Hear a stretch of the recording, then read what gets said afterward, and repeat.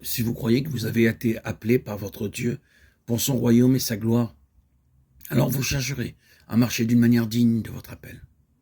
Vous êtes un enfant de Dieu. Son partenaire est son vase, un roi, un prince et un prêtre.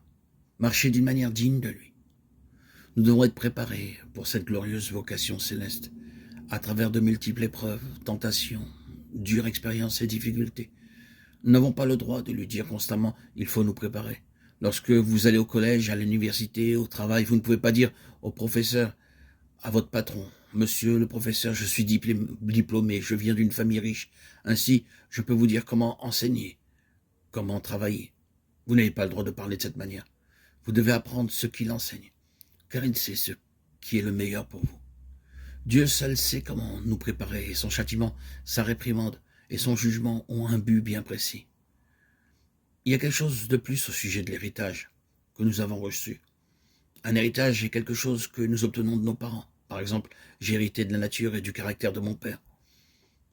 Si vous m'aviez vu avec mon père, mon grand-père et le reste de la famille, vous diriez, vous êtes des gens qui ont une forte ressemblance. Mon père avait l'habitude de lever la main et j'ai aussi reçu beaucoup de coups. Mais ce que vous avez vu chez votre père, êtes-vous obligé de le reproduire?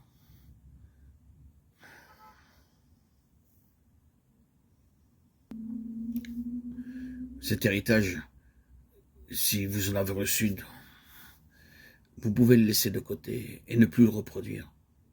Il y a aussi un autre héritage attaché à la nationalité que nous recevons de nos parents. De la même façon, en tant qu'enfants de Dieu, le caractère de notre Père Céleste et celui de notre nationalité céleste doivent être manifestés en nous. En tant que pécheurs, nous sommes pleins de péchés, de honte et de souillure. Mais après la conversion, nous mettons quelques vertus divines en évidence.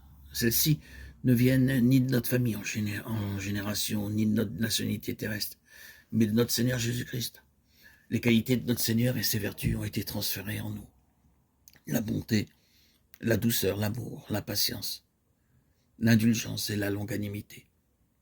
C'est l'héritage céleste que nous n'avons pas reçu de nos parents, de nos maîtres, de nos prédicateurs ou de nos professeurs, mais de la vie de Dieu en nous.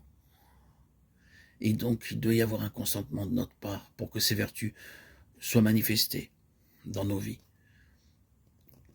Si un enfant naît dans la famille royale, dès sa naissance, il est prince, et chacun le sait. L'enfant peut être noir, avec des lèvres épaisses, de longues oreilles, le crâne chauve, mais il est toujours prince. En tant qu'enfant de Dieu, nous devons devenir des rois et des prêtres.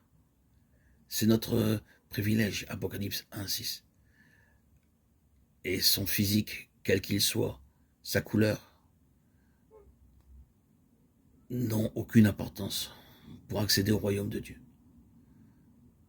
Et ne pensez pas que ces mots n'ont de sens que pour les apôtres, les martyrs et les prophètes. Ils sont pour chacun de nous. Quelle que soit notre physionomie, notre apparence, notre ressemblance avec nos parents dans leurs qualités et défauts. Nous sommes tous lavés, nettoyés, purifiés par le sang du Seigneur Jésus-Christ. Et nous sommes tous nés dans la famille céleste.